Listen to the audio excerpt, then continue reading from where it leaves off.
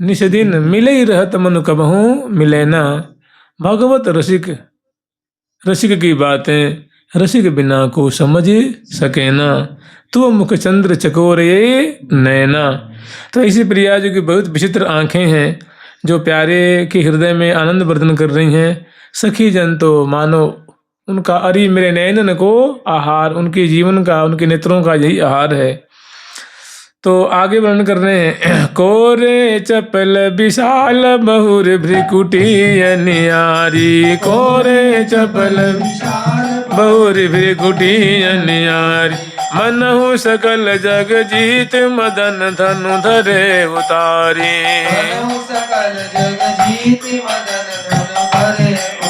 आके सर खोर सुभाल गुलाले बिंदु विराजत। गुलाल गुलाबी बिंदु विराज। कनकलता फल लगो लाल नग मनुष बिछाजत। लगो लाल नग मनुष्य बिछाजत। कोरे चपल विशाल बहुरी भृकुटी अनियारी। कल तक हम लोग स्मरण की थी प्रिया जो कि चंचल, मादक, अनियारी, आँखों की शोभा। आगे वर्णन कर रहे हैं आँखों के ऊपर कोरे चपल विशाल बहुर भृकुटी अनियारी। प्रिया जो कि जो भृकुटी है वो दिव्य है, श्यामल वर्ण की है और दिव्य धनुषाकार है। तो कह रहे हैं कोरे चपल। कोरे का तात्पर्य ऐसी भृकुटी आज तक कहीं देखी गई नहीं है। मैंने जीवन में मानो पहली बार सहचरी वृंद ऐसी छटा, ऐसी भृकुटी देख रही हैं कि वो जो भृकुटी है, जो भौहें हैं वो कोरी कोरी हैं, चपल मैंने चंचल चंचल हैं और विशाल विशाल हैं। और बहुर भृकुटी अनियारी, आँखें चपल हैं, विशाल हैं। और कह रहे हैं दूसरी बात क्या है, बहुर भृकुटी अनियारी। और भृकुटी जो है वो कोरदार मने अनियारी नुकीली नुकीली हैं, धनुषाकार हैं। मनहु सकल जग जीत मदन धनु धरे उतारी। इसे जो मदन है तो मदन का जो बाण होता है उसको कहते हैं पुष्प धनवन, कहते हैं ना, पुष्प धनवन, पुष्प बाण। तो प्रिया जो कि भृकुटी की ऐसी विचित्र शोभा हो रही है, ऐसी प्रतीति हो रही है कि कामदेव ने समग्र त्रिलोकी में डंका उनका बज रहा है। तो मानो उन्होंने समग्र लोकों को तो नहीं कह सकते, जहाँ तक उनकी पहुँच है उन लोकों में अपने झंडा फहरा करके उनकी स्तुति बोल रही है। और मानो जहाँ तक उनका प्रवेश है तहाँ तक उन्होंने खूब अपनी कीर्ति पताका फैलाई है। और जब ही प्रिया जो कि धनुष भृकुटी धनुष का उन्होंने दर्शन किया तो बेचारे अपने धनुष को उतार करके धर दिए कि भैया ऐसा दिव्य धनुष तो हमने सपने में नहीं देखा था। मैंने हार गए प्रिया जो कि भृकुटी की छटा, नेक सी छटा को देख करके वो त्राहि माम रक्ष माम कि हे प्रिया जो कबहु न देखी सुनी अलौकिक अद्भुत छवि अविराम। तीन लोक में जितनी संपत्ति सो सब मेरे था। तो मानो कंदर्प बेचारा अपने धनुष धर दिया कि प्रिया जो जैसी आपकी भृकुटी धनुष है उसके तो कण भर भी हमारा कोई प्रताप नहीं है, हमारा कोई गौरव नहीं है। थारे से हारे, थारे से मैं आपसे हार गया। एक कहने का मतलब बहुत सुंदर प्रिया जो कि भृकुटी है और आँखें चपल हैं, विशाल हैं, बहुत सुंदर है। मनहु सकल जगजीत मदन धनु धरे उतारी। केसर खौर सुभाल सुला गुलाली बिंदु विराजत। प्रियाजू का जो भाल है ना, तो प्रियाजू के भाल पे जो दोनों तरफ सुंदर सहचरी बिंद पत्रावली की रचना करती हैं और चंदन या केसर की खोर लगाते हैं, इधर भी और इधर भी। और बीच में बहुत सुंदर सुहाग की जो मेहंदी है न प्रियाजू के, केसर खौर सुभाल, सुंदर प्रियाजू को उन्नत ललाट पे केसर की खोर लगाई हैं। और सुंदर भौहों के मध्य में सुंदर गुलाली बिंदु, माने सुहाग के अरुण वर्ण की बिंदु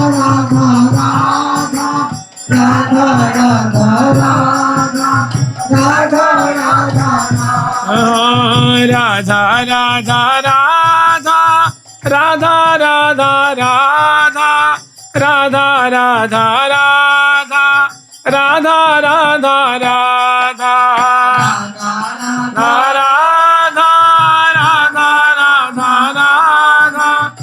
राधा राधा राधा राधा राधा श्यामा प्यारी राधा राधा प्यारी राधा प्यारी राधा राधा राधा राधा। कभी कभी ऐसा होता है, हम लोग जब पढ़ते थे तो गुरु जी एक श्लोक पढ़ाते थे, बताते थे कि विस्तरोक्तम मतिम हंति, कि किसी विषय का ज्यादा विस्तार कर दिया जाता है तो विषय की वस्तु गुम हो जाती। कहने का मतलब हम राधा रानी की सुषमा देख रहे हैं, राधा रानी गुम हो गई और आभूषण में आ करके फंस गए। तो कहने इतना भी विस्तार ना कर दे कि वस्तु ही छूट जाए और हम कहाँ से कहाँ निकल जाए। और कहते किसी चीज़ को इतना भी संक्षिप्त ना कर दो कि उसका भाव ही समझ में ना आवे। तो कह रहे विस्तार और संक्षिप्त को छोड़ करके मध्य मार्ग अपनाना चाहिए। जुगल सरकार की लाडली लाल की। तो इसमें प्रिया जी तो गुम हो गई है और बस तो चिकुर चंद्रिका चारु जगमगात मुख मन, मने प्रिया जो गौरांगी लाडली जो प्यारे श्याम सुंदर के वाम भाग में विराजमान है। और प्रिया जी की जो चिकुर है ना, मने जो ये केश पास तो बड़ा सुंदर, उसमें केश पास की बेणी गुथी गई है, मांग निकाली गई है। और स्वाभाविक यहाँ है ना ये सब ये चूर्ण चूर्ण जो घुंघराली घुंघराली अलकावली घुंघराली इधर इधर इधर इधर स्वाभाविक वो बांधने में नहीं आती।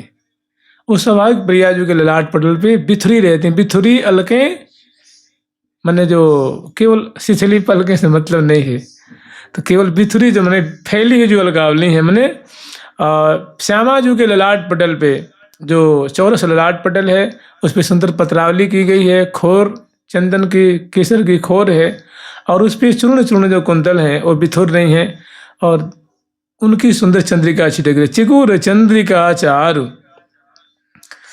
जगमगात मुख मन मोहे, और मुखमंड मत ललाट पटल पे कपोल पे विराजमान है। इस मुख की छटा जो और मने प्यारे के मन को मोहित कर रही है। मने गौर ललाट पटल पर शोभित कुंचित कच अरुझात, नव जो बन छवि भवति किशोरी निरखत नयन सिरात। तो बड़ी सुंदर जो चूर्ण कुंतल है, चंद्रिका की जैसी उनकी छटा है और वो प्रिया जी के भाल पे बहुत सुंदर और कनपट्टी पे उनकी बहुत सुंदर राजने की शोभा हो रही है। और उन ऐसे चंद्रिकाओं मैंने कुटिल अलकावली से आवृत मुखमंडल की शोभा को देख करके प्यारे का मन मुग्ध हो रहा है, मोहित हो रहा है, सखियों का मन मोहित हो रहा है। मदन विजय की ध्वजा मनु छविधर पर सोहे। तो ऐसी प्रतीति हो रही है कि मदन विजय की ध्वजा, मदन की विजय की मानो ध्वजा है, ध्वजा फहरा रही है और वो छविधर पर सोहे, छविधर पर सोहे, छविधर पर सोहे। छवि रूप धर पे, मने धर मने पृथ्वी पे, धरा पे, छवि रूप धरा पे वो अलकावली रूप सुंदर मानो मदन ने विजय प्राप्त कर लेनी है। इस बात को प्रतीकात्मक रूप में वो मानो ध्वजा फहर रहा है, ध्वजा फहर रही है, झंडा फहरा रहे हैं। ये मानो कौन है? वो अलकावली वृंद है।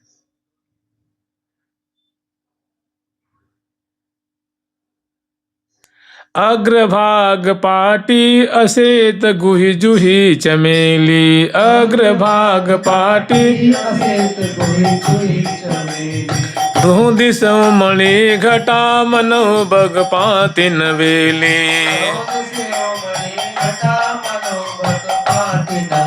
अग्रभाग पाटी असित माने अग्र जो अग्रभाग है किस कलाप का, उसमें जो पाटी निकाल पाटी पुरते हैं ना, जानते हैं। देखो ऐसा है ना, आप अनेक रसिक जनों की वाणी को अध्ययन करिए। प्रिया प्रीतम अगाध हैं, उनकी माधुरी, उनका सौंदर्य, उनकी केली, उनकी लीला, उनकी महिमा।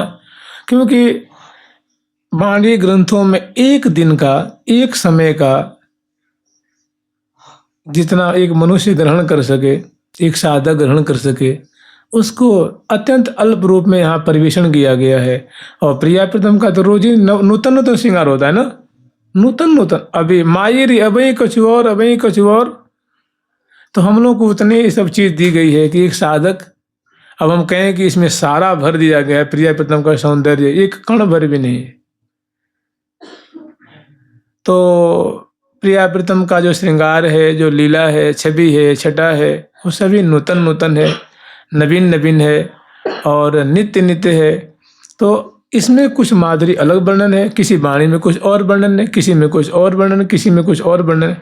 एक मने कहते हैं ना, एकदम सदृशतम मिलना मुश्किल है। इसमें कह रहे हैं कि अग्रभाग पाटी असित। तो अग्रभाग मने जो केश पास है ना, उसके अग्रभाग पे बहुत सुंदर पाटी, ये चोटी से नहीं बनाती, कभी यहाँ देखेंगे केशों की चोटी बनाई जाती है। भाई केस का अनेकों विन्यास होता है ना, कभी किनारे से मांग निकाले, कभी बीच में से निकाले, कभी बांधे, कभी न बांधे, कभी खोले, तो अनेकों उसके विन्यास माने स्टाइल होता है, अनेकों केस के विन्यास के उसके तरकीब होते हैं। तो कभी किसी रसिक ने कैसे वर्णन किया, किसी रसिक ने कैसे, जैसा उनको अनुभव में आया, दर्शन किया। तो ये कह रही हैं कि अग्रभाग पाटी असित, शीत मने होता है शुक्ल वर्ण का और असित मने श्याम वर्ण का। तो बहुत सुंदर उसकी पाटी दिख रही है। पाटी कहते चोटी, चोटी मने बेड़ी कहते। तो अग्रभाग पाटी असित गुही जूही चमेली, उसमें जूही और चमेली के पुष्पों से उस पाटी मने वो बेड़ी की रचना की गई है। और उस बेड़ी के अग्रभाग की देखो, पीछे भी बेड़ी है ना, पीछे बेड़ी है लंबी सी, उसका जो अग्रभाग है।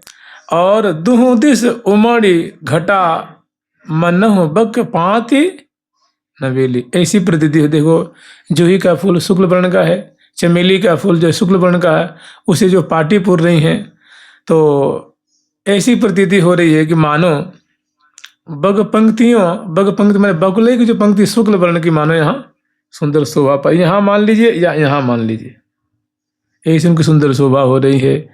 दुहु दिस मणि घटा मनहु बग पाति नवेले, दुहु दिस मणि घटा आप देखो, दुहु एक दिशा ये और एक दिशा ये, तो दोनों दिशाओं मान लीजिए यहाँ सुंदर पाटी पूरी हैं। तो उसमें वो जूही की कलियां लगी हुई हैं, तो उससे लगता है कि बग पंक्तियां उस पर बैठी हुई हैं दोनों तरफ, ऐसी सुंदर उनकी शोभा हो रही है। दुहु दिस मणि घटा मनहु बग पाति नवेले, मणि घटा मनहु बग पाति नवेले, असित के ससित मुक्त मांग गुण अरुण गुही है, अरुण गुही है, मनु सिंगार भुव सुजन प्रेम रस नदी बही है, नदी बही, असित केश असित मुक्त मांग। प्रिया जी की जो केशावली है वो श्याम वर्ण की है, सचिकन है, और उसमें जो मोतियों की लड़ियों से जो मांग को सजाई हैं, असित केश असित मुक्त मांग गुण अरुण, और गुण माने होता है डोरी, धागा, उसमें अरुण वर्ण के धागे भी हैं ना, बेड़ी जब गुथते हैं तो उसमें धागे भी चाहिए, उपेद भी चाहिए, गुलिक भी चाहिए, फूल भी चाहिए, और फुटकर फूल भी चाहिए, और स्तवक भी चाहिए।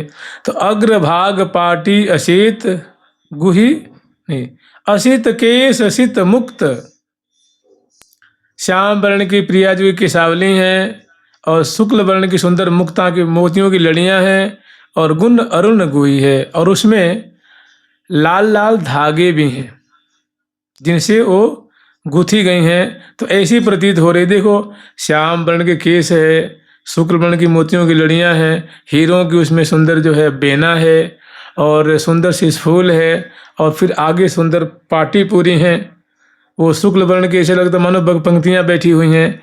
तो कह रही है मनु सिंगार भुव सुजस प्रेम रस नदी बही है, ऐसी प्रतीति हो रही है कि मानो पृथ्वी पर श्रृंगार रस ने अपने सुजस रूप प्रेम की नदी बहा दी है, प्रेम की नदी बहा दी है। जुगल सरकार की लाडली लाल की पीठ लुरित बेनी विशाल पर बसन प्रभारम। हाँ पीठ लुरित बेनी विशाल पर बसन प्रभारम।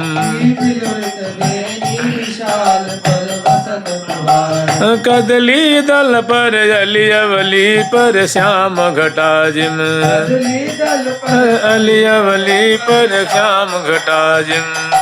पीठ लुरित बेनी विशाल, माने प्रिया जो की जो बेड़ी है वो लंबी सोनी फलक को स्पर्श कर रही है, ऐसी वो लुरित माने विलुंठित हो रही है, लुठित हो रही है।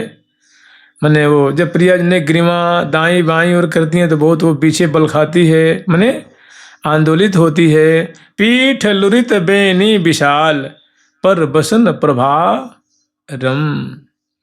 कदली दल पर अवली, कदली दर पर अली अवली पर श्याम घटा जिम।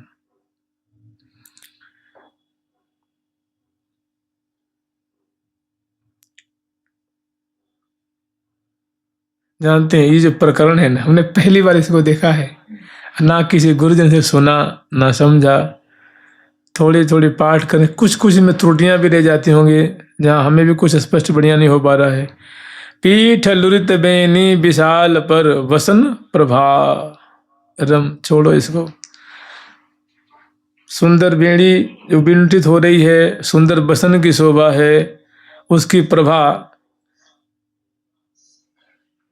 माने प्रभारम, उसकी जो कांति है वो हृदय को आनंदित कर रही है। शोभा उसकी जो है उल्लास प्रदान कर रही है। कद तो उदाहरण दे रहे हैं, कदली दल पर अवली अली अवली पर श्याम घटा जिम। जैसे मानो कदली दल हो, मानो कदली खंड हो, कदली समूह हो, और उस पे सुंदर भौरों की मंडली पर श्याम घटा जिम। मैंने प्रिया जी की बेड़ी की रचना है ना, बेड़ी की शोभा है। श्याम घटा क्या है? श्याम घटा प्रिया जी की बेड़ी है, और उस पे जो सुंदर शुक्ल वर्ण के, लाल रंग के जो ये सब जो चीज़ें दिख रही हैं, तो ऐसी प्रतीति हो रही है कि मानो श्याम घटा वहाँ छाई हुई है। और अवली कदली दल पे मानो अवली माने भंवरों की श्रेणियाँ अनंत अनंत वहाँ भंवरे मानो वहाँ विराजमान हो रहे हैं, शोभा पा रहे हैं। अब इसको समझ लेना भाई, जैसे समझना हो वैसे। सौधे ते सतगुण सुबास सहजे अंग अंगी, सुबास सहजे अंग अंगी। केसरी रंग अंग रंगो की अंग रंग केसरी रंगी, अंग रंगो की अंग रंग केसरी रंगी। सौधे ते सद्गुण, देखो सौधे कहते हैं सुगंधी को, इत्र को। सौधे ते सद्गुण सुबास सहजे अंग अंगी, माने प्रिया जो के ललाट पटल है, बेड़ी है, माने केश है, नेत्र का सुवास अलग है, गंध अलग है, नासिका की अलग है, दशनावली की अलग है, अधर की अलग है, ग्रीवा की अलग है, पीठ की अलग है, उदर की अलग है, नाभि की अलग है, नेत्र की अलग है, कर कमल की अलग है। तो कह रहे हैं कि सौधे ते सद्गुण सुबास सहजे अंग अंगी, माने प्रिया जो कि अंग अंग की जो सुगंध है वो सौधे से सद्गुणी बढ़ चढ़ करके है, मधुर है। और केसर रंग अंग रंगों की अंग रंग केसर रंगी, ऐसी कुछ निर्णय नहीं हो पा रहा है कि प्रिया जो जानते हैं, जब प्रिया प्रथम को स्नान कराने के बाद उसमें सुंदर चंदन केसर विलेपन किया जाता है ना, तो कह रहे हैं कि केसर अंग रंग रंगों की अंग रंग, केसर से अंग को सुबह मतलब विलेपन किया गया है कि अंग में केसर विलेपन कर दिया गया है। अंग ही केसर है, केसर ही अंग है कि अंग ही में केसर है कि केसर में अंग है, कुछ समझ में नहीं। माने सारी बीच नारी है कि नारी बीच सारी है कि सारी है कि नारी है कि नारी है कि सारी है, कुछ समझ में